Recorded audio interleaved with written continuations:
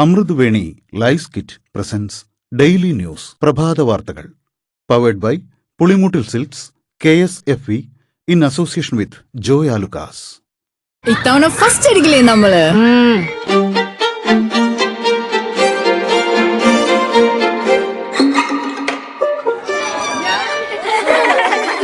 കുട്ടികൾക്കൊക്കെ പെയിൻ ശല്യം ഉണ്ടാകും. അതുകൊണ്ട് ലൈസ് കിറ്റ് ഉപയോഗിച്ച് ക്ലാസ്സിൽ വരാൻ പ്രത്യേക ശ്രദ്ധിക്കണം. ലൈസ് കിറ്റ് ലൈസ് റിമൂവർ പെയിൻ ശല്യത്തിൽ നിന്നും ഉടനടി ആശ്വാസം. നമസ്കാരം, ഞാൻ ഷാജി പത്മനാഭൻ. ഡെയിലി ന്യൂസിന്റെ പ്രഭാത വാർത്തകളിലേക്ക് സ്വാഗതം. ഇന്ന് സെപ്റ്റംബർ 10 ബുധനാഴ്ച. രാജ്യത്തിന്റെ 15ാമത് ഉപരാഷ്ട്രപതിയായി CP രാധാകൃഷ്ണൻ തെരഞ്ഞെടുക്കപ്പെട്ടു. പോൾ ചെയ്യപ്പെട്ട 767 വോട്ടിൽ 454 വോട്ട് നേടിയാണ് NDAയുടെ സ്ഥാനാർത്ഥിയായ CP രാധാകൃഷ്ണന്റെ വിജയം. രഹസ്യ ബാലറ്റ് അടിസ്ഥാനത്തിലാണ് വോട്ടെടുപ്പ് നടന്നത്. സുപ്രീം കോടതിയിൽ നിന്ന് വിരമിച്ച ജസ്റ്റിസ് B. സുദർശൻ റെഡ്ഡിയാണ് ഇന്ത്യ മുന്നണിക്ക് വേണ്ടി മത്സരിച്ചത്. ഇന്ത്യ സഖ്യത്തിൽ വോട്ട് ചോർച്ച ഉണ്ടായി എന്നാണ് സൂചന. 300 വോട്ടുകൾ മാത്രമാണ് സുദർശൻ റെഡ്ഡിക്ക് നേടാനായത്. പരമാവധി വോട്ടുകൾ പെട്ടിയിലാക്കാൻ ശ്രമിച്ച ഇന്ത്യ സഖ്യത്തിന് ഉപരാഷ്ട്രപതി തെരഞ്ഞെടുപ്പിൽ അപ്രതീക്ഷിത തിരിച്ചടി. ജയസാധ്യത ഇല്ലായിരുന്നെങ്കിലും 315 വോട്ടുകൾ നേടും എന്നായിരുന്നു ഇന്ത്യ സഖ്യത്തിന്റെ കണക്കുകൂട്ടൽ. പ്രതിപക്ഷത്തെ 315 MPമാർ വോട്ട് ചെയ്തതായി കോൺഗ്രസിന്റെ മാധ്യമ വിഭാഗം മേധാവി ജയറാം രമേശ് എക്സിൽ കുറിക്കുകയും ചെയ്തു. എന്നാൽ വോട്ടെണ്ണി കഴിഞ്ഞപ്പോൾ ഇന്ത്യ മുന്നണി സ്ഥാനാർത്ഥിയായ ജസ്റ്റിസ് B. സുദർശൻ റെഡ്ഡി നേടിയത് ആകെ 300 വോട്ട് മാത്രമാണ്.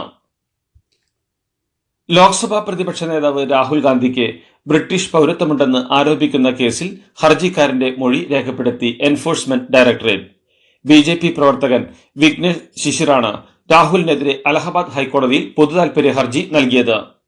രാഹുൽ ബ്രിട്ടീഷ് പൗരനാണെന്നും അതുകൊണ്ട് ഇന്ത്യയിലെ തെരഞ്ഞെടുപ്പുകളിൽ മത്സരിക്കാൻ യോഗ്യനല്ലെന്നും തെളിയിക്കുന്ന രേഖകൾ തന്റെ പക്കലുണ്ടെന്നാണ് ശിശിർ അലഹബാദ് ഹൈക്കോടതിയിൽ സമർപ്പിച്ച പൊതുതാൽപര്യ ഹർജിയിൽ പറഞ്ഞത്.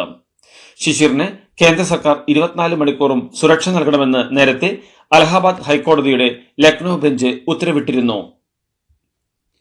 തലസ്ഥാന നഗരിയിൽ 7 ദിവസം നീണ്ടുനിന്ന ഓണം വാരാഘോഷങ്ങൾക്ക് ഇന്നലെ സമാപനം. 1000-ലധികം കലാകാരന്മാർ അണിനിരക്കുന്ന 60ഓളം നിശ്ചല ദൃശ്യങ്ങളാണ് സമാപന ഘോഷയാത്രയിൽ അണിനിരുന്നത്.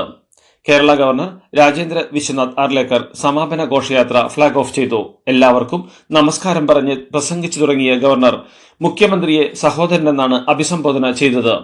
സമാപന വേദിയിൽ മുഖ്യമന്ത്രിയെ പ്രശംസിച്ചാണ് ഗവർണർ സംസാരിച്ചത്. ആറന്മുള ഉത്രട്ടാതി വള്ളംകളിയിൽ ജലരാജാക്കന്മാരായി മേലുകരയും കൊറ്റന്തൂരും. ഫൈനൽ മത്സരത്തിൽ A ബാച്ച് വിഭാഗത്തിൽ മേലുകര പള്ളിയോടവും B ബാച്ച് വിഭാഗത്തിൽ കൊറ്റാന്തൂർ കൈതക്കോടി പള്ളിയോടവും വിജയികളായി. അതേസമയം പ്രതിഷേധം ഉയർത്തി കോയിപ്രം പള്ളിയോടം ലൂസേഴ്സ് ഫൈനലിൽ പങ്കെടുക്കാതെ മടങ്ങി. സമയനിർണയത്തിൽ അപാകതയെന്നായിരുന്നു കോയിപ്രം പള്ളിയോടത്തിന്റെ പരാതി. കുന്നംകുളം പോലീസ് കസ്റ്റഡി മർദ്ദനത്തിൽ മുൻ പോലീസ് ഡ്രൈവർ സുഹൈറിനെ പ്രതിയാക്കണമെന്ന് ആവശ്യപ്പെട്ട് മർദ്ദനത്തിനിരയായ യൂത്ത് കോൺഗ്രസ് നേതാവ് VS സുജിത്ത് ഹർജി നൽകി. കുന്നംകുളം മജിസ്ട്രേറ്റ് കോടതിയിലാണ് ഹർജി നൽകിയിരിക്കുന്നത്. നിലവിൽ വില്ലേജ് എക്സ്റ്റൻഷൻ ഓഫീസറാണ് സുഹൈർ. നേരത്തെ മറ്റ് 4 പോലീസ് ഉദ്യോഗസ്ഥരെ പ്രതികളാക്കുകയും സസ്പെൻഡ് ചെയ്യുകയും ചെയ്തിരുന്നു. 5 പ്രതികൾക്കും എതിരെ നടപടി വേണമെന്ന ആവശ്യത്തിൽ ഉറച്ചു നിൽക്കുകയാണ് സുജിത്ത്. ഓണക്കാലത്ത് സഹകരണ മേഖലയിൽ ഉണ്ടായത് റെക്കോർഡ് വിൽപ്പന. ആകെ 312 കോടി രൂപയുടെ വിൽപ്പന നടന്നതിൽ 187 കോടി രൂപ കൺസ്യൂമർ ഫെഡ് നേരിട്ട് നടത്തിയ ഓണ വിപണികളിലൂടെയാണ്. സഹകരണ മേഖലയിലെ 750ഓളം സൂപ്പർ മാർക്കറ്റുകളിലൂടെ 125 കോടി രൂപയുടെ വിൽപ്പനയും നടന്നു. വിലക്കയറ്റം നിയന്ത്രിക്കുന്നതിൽ കൺസ്യൂമർ ഫെഡിന് ഫലപ്രദമായി ഇടപെടാൻ കഴിഞ്ഞെന്ന് consumer fed chairman advocate PM Ismail കൊച്ചിയിൽ വാർത്താസമ്മേളനത്തിൽ പറഞ്ഞു. അയ്യപ്പ സംഗമത്തിന് അവമതിപ്പുണ്ടാക്കാൻ ഗൂഢശ്രമം നടക്കുന്നതായി ദേവസ്വം ബോർഡ്.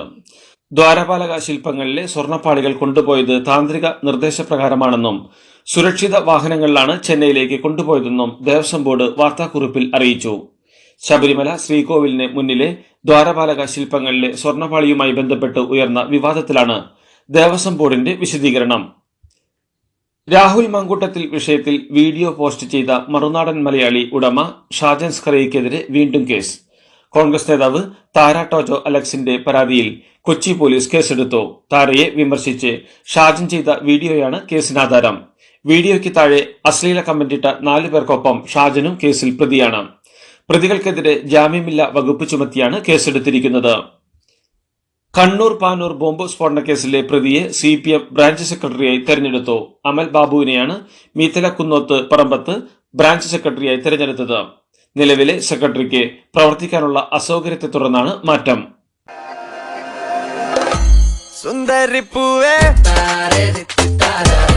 പൂത്തുമ്പികളെ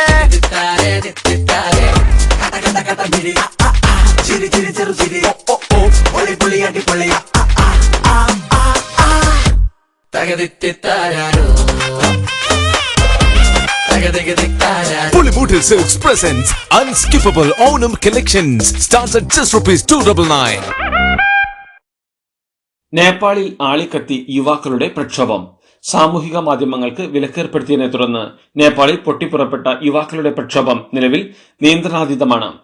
പ്രക്ഷോഭകാരികൾ മുൻ പ്രധാനമന്ത്രിയുടെ വീടിന് തീയിട്ടതിനെ തുടർന്ന് വീടിനുള്ളിലുണ്ടായിരുന്ന ഭാര്യ ബന്ധുമരിച്ചു. മുൻ പ്രധാനമന്ത്രി ജലനാഥ് ഖനാലിന്റെ ഭാര്യ രാജലക്ഷ്മി ചിത്രാക്രാണ് മരിച്ചത്. പ്രക്ഷോഭകാരികൾ പാർലമെന്റ് മന്ദിരത്തിനും തീയിട്ടു. സമൂഹ മാധ്യമ നിരോധനം പിൻവലിച്ചിട്ടും നേപ്പാളിൽ പ്രക്ഷോഭം ആളിപ്പടരുകയാണ്. പ്രധാനമന്ത്രി രാജിവെച്ചൊഴിയണം എന്നായിരുന്നു പ്രക്ഷോഭകാരികളുടെ പ്രധാന ആവശ്യം. തുടർന്ന് ഇന്നലെ ഉച്ചയോടെയാണ് പ്രധാനമന്ത്രി KP ശർമ്മ ഒലി രാജിക്കത്ത് നൽകിയത്. ഒലിയെ സുരക്ഷിത കേന്ദ്രത്തിലേക്ക് മാറ്റിയിരിക്കുകയാണ്.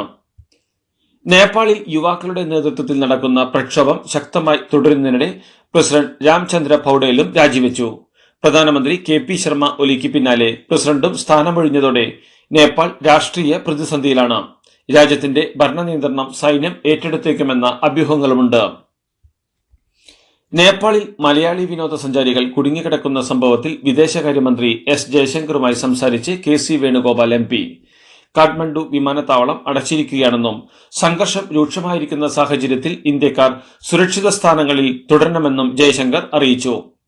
കേന്ദ്ര സഹമന്ത്രി ജോർജ് കുര്യനും സംഭവത്തിൽ ഇടപെട്ടിട്ടുണ്ട്.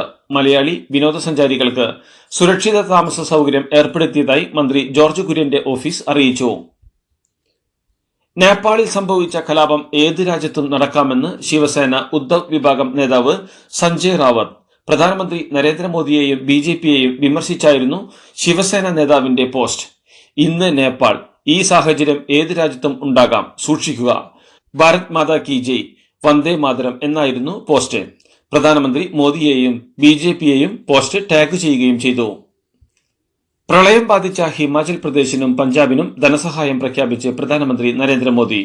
മിന്നൽ പ്രളയവും മണ്ണിടിച്ചിലും നാശം വിതച്ച ഹിമാചൽ പ്രദേശിന് 1500 കോടി രൂപയും പ്രളയം രൂക്ഷമായി ബാധിച്ച പഞ്ചാബിന് 1600 കോടി രൂപയുമാണ് പ്രധാനമന്ത്രി ധനസഹായമായി പ്രഖ്യാപിച്ചത്.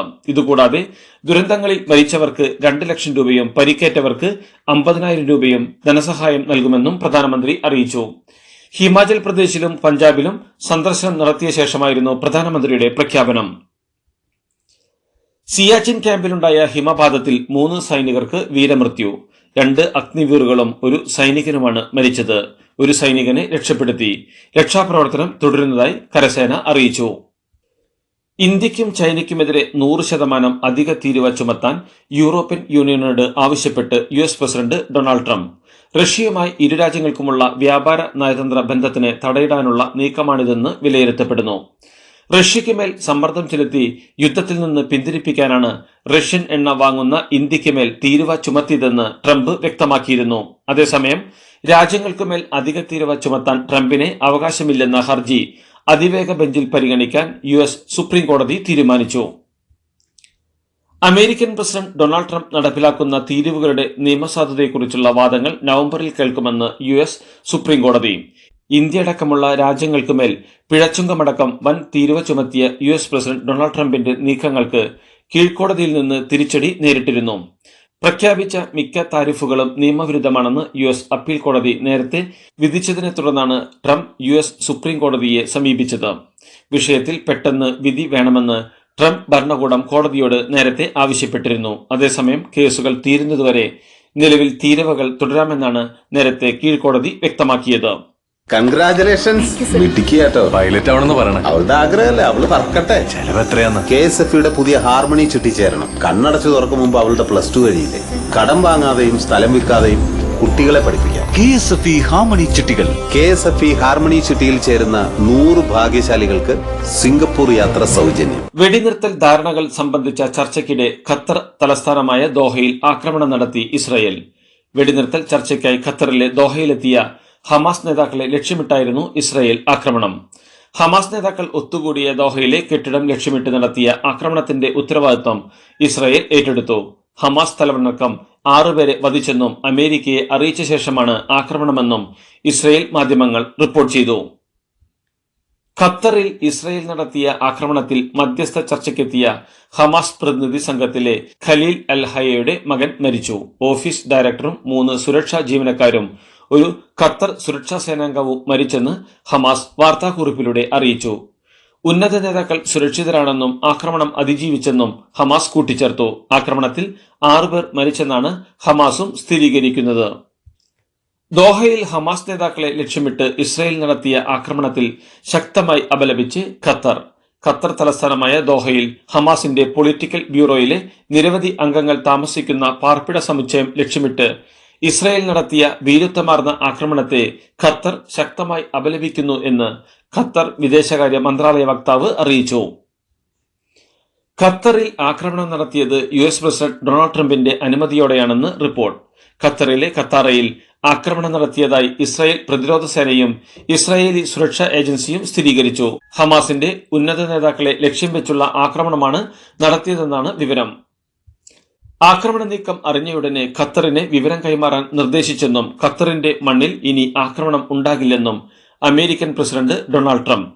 മധ്യപൂർവേഷ്യയിലെ US പ്രതിനിധി സ്റ്റീവ് വിറ്റ്കോഫിനാണ് ഖത്തറിന് വിവരം നൽകാൻ ട്രംപ് നിർദ്ദേശം നൽകിയത്. അതേസമയം ഖത്തറിൽ ആക്രമണം നടത്താനുള്ള തീരുമാനം ഇസ്രായേൽ പ്രധാനമന്ത്രി ബെഞ്ചമിൻ നെതന്യാഹുവിന്റേതാണെന്നും തന്റേതല്ലായിരുന്നുവെന്നും അദ്ദേഹം സമൂഹ മാധ്യമമായ ട്രൂത്ത് സോഷ്യലിൽ കുറിച്ചു. യുഎസിന്റെ അടുത്ത സഖ്യകക്ഷിയായ ഖത്തറിനുള്ളിൽ ബോംബാക്രമണം നടത്തുന്നത് ഇസ്രായേലിന്റെയോ യുഎസിന്റെയോ ലക്ഷ്യങ്ങളെ മുന്നോട്ട് നയിക്കില്ലെന്നും ട്രംപ് കൂട്ടിച്ചേർത്തു. ഇസ്രായേലിന്റെ ആക്രമണ നീക്കം അറിഞ്ഞയുടനെ ഖത്തറിന് വിവരം കൈമാറാൻ നിർദ്ദേശിച്ചെന്ന ട്രംപിന്റെ വാദം നിഷേധിച്ച് ഖത്തർ. ആക്രമണ വിവരം നേരത്തെ അറിഞ്ഞിട്ടില്ലെന്ന് ഖത്തർ വിദേശകാര്യ മന്ത്രാലയം വ്യക്തമാക്കി. മുൻകൂട്ടി അറിയിച്ചെന്ന പ്രചാരണം ശരിയല്ലെന്നും ദോഹയിൽ സ്ഫോടന ശബ്ദങ്ങൾ ഉയർന്ന ശേഷമാണ് അമേരിക്കൻ സന്ദേശം എത്തിയതെന്നുമാണ് ഖത്തർ വിദേശകാര്യ മന്ത്രാലയത്തിന്റെ പ്രസ്താവന. ഇസ്രായേൽ ആക്രമണത്തിന് പിന്നാലെ മധ്യസ്ഥ ശ്രമങ്ങൾ ഖത്തർ അവസാനിപ്പിച്ചതായി റിപ്പോർട്ട്. അൽ അറബിയയാണ് ഇക്കാര്യം റിപ്പോർട്ട് ചെയ്തത്. ഹമാസ് ഇസ്രായേൽ വെടിനിർത്തൽ ചർച്ചകളിലെ പ്രധാന മധ്യസ്ഥ രാഷ്ട്രമാണ് ഖത്തർ. ഇസ്രായേലിന്റെ ആക്രമണത്തിന് പിന്നാലെ സൗദി ഭരണാധികാരി മുഹമ്മദ് ബിൻ സൽമാൻ ഖത്തർ അമീറിനെ ഫോണിൽ വിളിച്ചു. നിലവിൽ രാജ്യത്തെ സ്ഥിതി സുരക്ഷിതമാണെന്നും ഔദ്യോഗിക വിവരങ്ങളെ ആശ്രയിക്കണമെന്നും ഖത്തർ ആഭ്യന്തര മന്ത്രാലയം അറിയിച്ചു. ഗാസ നഗരത്തിലെ ആക്രമണം കടുപ്പിക്കാൻ പദ്ധതിയിട്ടിരിക്കെ ചൊവ്വാഴ്ച നഗരത്തിൽ നിന്ന് പൂർണ്ണമായി ഒഴിഞ്ഞുപോകാൻ ആവശ്യപ്പെട്ട് ഇസ്രായേൽ സൈന്യം. നഗരം പൂർണ്ണമായും ഒഴിപ്പിക്കുന്നതിനുള്ള മുന്നറിയിപ്പാണ് സൈന്യം നൽകിയത്.